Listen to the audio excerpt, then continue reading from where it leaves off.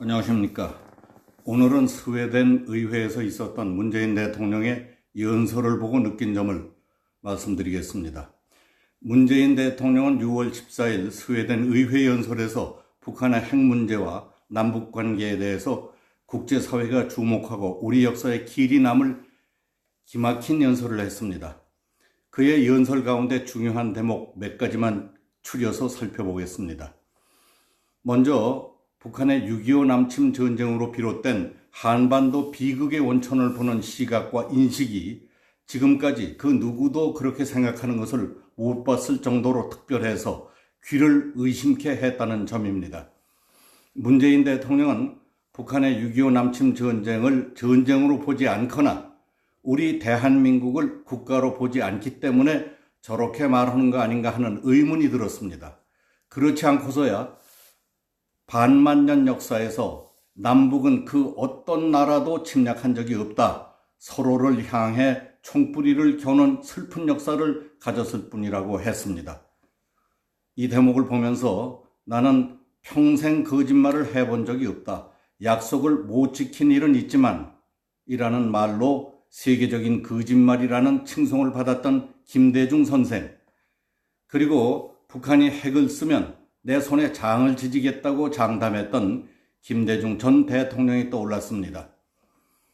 또 지난 6월 6일 현충일 추념사를 통해 6.25 남침 전쟁의 순회급이었던 김원봉을 띄우던 발언과 맥락을 같이 하는 것으로 동족 상잔의 비극을 저지른 북한에 대해서 면죄부를 준 것이나 다름이 없다는 생각이 들었습니다.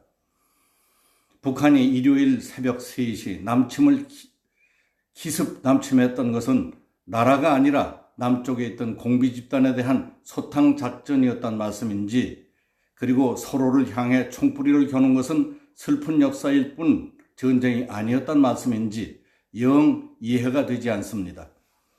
제 상식으로는 북한이 어느 나라도 침략한 적이 없다고 한 말씀은 처음부터 잘못된 말이거나 국가가 뭔지 무엇을 전쟁이라고 하는지도 잘 모르는 엉성한 글쟁이가 쓴 날라리 냄새가 훨씬 풍깁니다.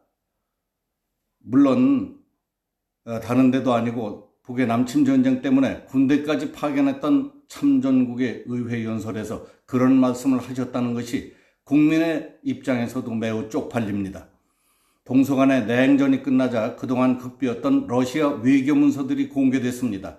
그때 공개된 러시아 외교 문서 가운데에는 한국 전쟁을 전후해서 스탈린과 마오쩌둥, 김일성이 주고받은 대화록과 편지가 담긴 극비 문서들이 쏟아져 나왔습니다. 거기에 보면은 1950년 북한이 일으킨 6.25 남침 전쟁은 김일성이 전쟁에 불을 붙였고 스탈린은 총연출을 맡았던 것으로 되어 있습니다. 스탈린은 처음에는 김일성의 저돌적인 전쟁 공세에 머뭇거렸지만은 믿질 게 없다고 판단하자 김일성의 남침 전쟁을 승인했고 군사 원조를 제공했던 것으로 되어 있습니다. 그리고 마오쩌둥을 설득해서 동맹국으로 끌어들입니다. 그래서 마오쩌둥이 참전을 결정했다고 되어 있습니다. 그 뒤에 전쟁의 주역은 사실상 마오쩌둥으로 넘어가서 중국이 휴전협정까지 참가하게 됐던 것입니다.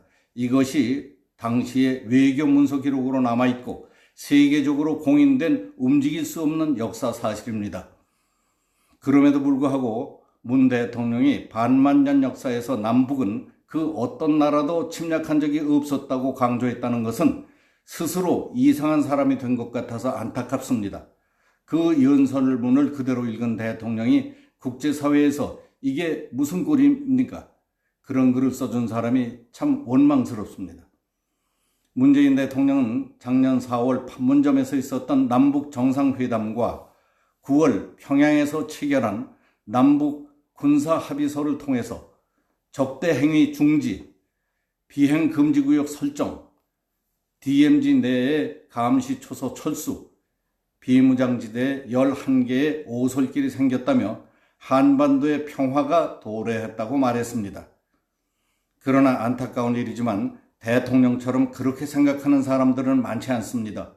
왜냐하면 북한이 한순간도 적화통일 야욕을 버린 적이 없었다는 사실과 휴전 이후 지금까지 남북한 당국과 정전협정회의 과정에서 수천 가지의 약속과 다짐을 했지만 번번이 트집 잡고 약속을 깨왔던 것은 언제나 북측이었다는 사실을 모르는 사람이 별로 없기 때문입니다.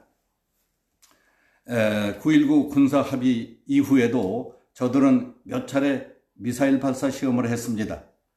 불과 한 달 전인 지난 5월 초에도 중장거리 미사일 시험 발사를 했습니다. 지난 겨울에는 전방부대에서 사고를 당한 우리 병사를 후송하기 위해서 헬리콥터를 띄워야 하는데 북한 측의 양해를 구하느라고 늦어지는 바람에 헬리콥터 후송기는 띄워보지도 못하고 부상당한 병사가 사망한 사건도 있었습니다. 문 대통령은 올해는 DMZ 평화의 길이 열려서 군인이 아니면 갈 수 없었던 비무장지대를 일반인들도 걸을 수 있게 됐다고 했습니다. 그러나 알고 보면은 그곳은 언제 무슨 일이 일어날지 아무도 장담할 수 없는 위험한 곳입니다.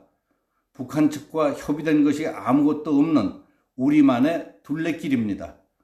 우리 무장한 병사들이 바짝 긴장해가지고 지키고 있고 북한의 사격 가시권에 노출되어 있습니다. 얼마 전 유엔군 사령부에서는 출입을 금지시키기도 했던 것입니다. 만약 어떤 불상사라도 생긴다면 DMZ의 평화가 깃든 것처럼 보여주려던 정부가 사람들을 위험한 둘레길에 방치해서 생긴 일이라며 책임을 몽땅 뒤집어쓰기 쉽습니다.